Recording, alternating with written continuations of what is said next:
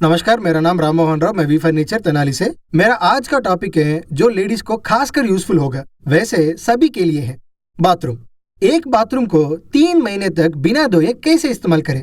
हर कोई बार बार बाथरूम की सफाई करते हैं, एसिड से, फ्लोर क्लीनर से, फिनाइल से, सिंक, वॉश बेसिन, सबकी सफाई करते हैं। ये सब करने के पीछे क्या वजह है? सबसे पहले बात, अगर बाथरूम को ज्यादा धोया गया हो तो समझिए कि उस घर में रहने वालों की सेहत ठीक नहीं है। ये फंडामेंटल रूल है, याद रखिए। जिसको बीमारी हो उन्हें बाथरूम हर दिन धोना पड़ता है। सेहत ठीक रही तो 3 महीने तक बाथरूम धोने की जरूरी नहीं। अगर बाथरूम बार बार धोने की नौबत आ रही हो तो इसका मतलब धोना आपके बाथरूम को नहीं बल्कि आपकी बॉडी को है। ये फर्स्ट है। इसके लिए आपको क्या करना चाहिए मैं आपको वीडियो में आज बताऊंगा। फॉर एग्जाम्पल, जब बाथरूम को ज्यादा इस्तेमाल किया जाते हैं तो पानी ठहर जाता है। क्यों ठहर जाता है? क्योंकि नीचे क्लीन करबा होता है। नीचे की पाइप में हर किसी के घर में बाल फंस जाते हैं। हम जब नहाते हैं तो साबुन के जगह में बाल मिलकर उसे रोक देते हैं। जब बालों की वजह से पानी का बहाव रुक जाता है, चाहे 2 या 4 मिनट के लिए ही क्यों ना हो, बाथरूम चिकना होने लगता है।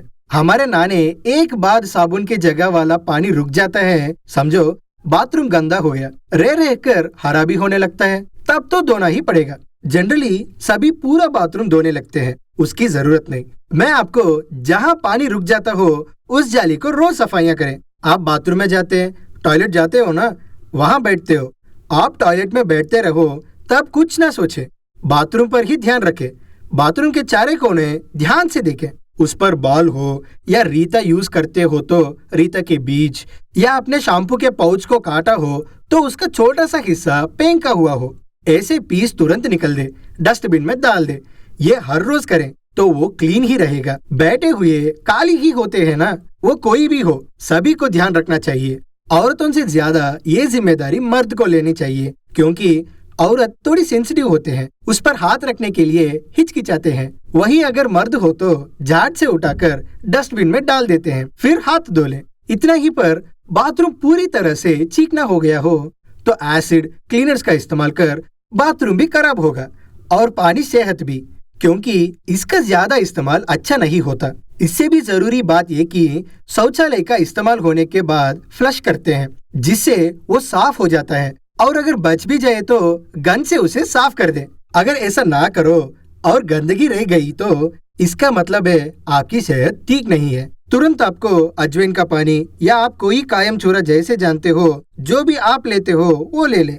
अगर किसी घर में टॉयलेट क्लीनर्स की जरूरत पड़ती है तो उसका मतलब उस घर के सदस्यों की सेहत ठीक नहीं है। बार बार हर कोई टॉयलेट क्लीनर का उपयोग करते हैं, जिससे आप बीमारी को न्योता देते हो। इसका इस्तेमाल हमें नहीं करना चाहिए, इससे कैंसर होने की असर भी है। टॉयलेट क्लीनर में एसिड होते हैं, वो जब हमारे श्वास में चला गया तो नुकसान करती है। इसीलिए टॉयलेट क्लीनर अगर इस्तेमाल करो तो कंपलसरी मास्क का उपयोग करें। एक बात और, क्लीन करते समय डोर विंडोज खुले रखें, पर ध्यान रहे कि उसकी बदबू बेडरूम में ना जाए। वहाँ से बाहर जाने का इंतजाम कर ले। ऐसे ना कर पाओ तो बेडरूम खो दे, 1 घंटे तक खाली छोड़े, बदबू के चले जाने तक। जब तक एसिड की हवा चल रही हो तब तक बेडरूम में ना जाए, उसके श्वासों से अंदर ना ले। एक जरूरी बात, अमूमन सभी फ्लोरिंग और दीवार पर भी एसिड का इस्तेमाल करते हैं, जिससे टाइल्स खोखले हो जाते हैं। टाइल्स के बीच में एक जोड़ लगाते हैं, जैसे ही आप एसिड का इस्तेमाल करते हो वो जोड़ धीरे धीरे निकलने लगते हैं और उसमें सींचने लगता है। यही वजह है आजकल के बाथरूम में लीकेज प्रॉब्लम की। आपके एसिड के इस्तेमाल से स्लैब भी खराब हो जाता है। इसके अलावा आपके एसिड क्लीनर्स के इस्तेमाल से ही बाथरूम्स के टैप के नीचे जो जली होता है उस पर एसिड गिरकर वो खराब होने लगता है। नए में चमकता हुआ स्टील का लगवाते जरूर है, पर 4 दिनों में ही परत आने की वजह एसिड ही रहेगा। इतना भयंकर होगा ये। इसलिए आप जब भी बाथरूम में जाओ, टॉयलेट में बिठाओ, तब उस जेली को क्लीन कर लो। हर यूज के बाद उसे ड्राई रखें। टॉयलेट के लिए जाओ तो पूरा बाथरूम गीला ना करें। आपको यूरिन जाना हो, शौच करना हो, टॉयलेट में ही करें। पूरा टॉयलेट गीला ना करें और हाथ वॉश बेसिन में ही धोएं। पैर धोना हो, अगर जैसे कुछ लोगों को शौच के बाद पैर धोने की आदत होती है, बाथरूम में ना धोए, बाहर निकलकर वरांडा या वॉश एरिया में धो ले। आपने वहाँ पर ही पैर धो लिया तो आपका पूरा बाथरूम गीला होगा। और अगर पैर धोने के लिए और कोई जगह ना हो, एक जग भरकर पानी ले और जहाँ पर जाली हो वहीं पर पैर धो ले। बाथरूम को सूखा ही रखें, तब आपको बाथरूम धोने की जरूरत नहीं पड़ेगी। ऐसे नीट काम करना उनकी सेहत भी ठीक रहेगी। अपने ही बाथरूम को धोने के लिए आदमी बुलाकर परेशान होने की जरूरत नहीं। घर की औरत भी इन छोटी छोटी बातों का ध्यान रखे, सेहतमंद रहे। इस मौके के लिए धन्यवाद।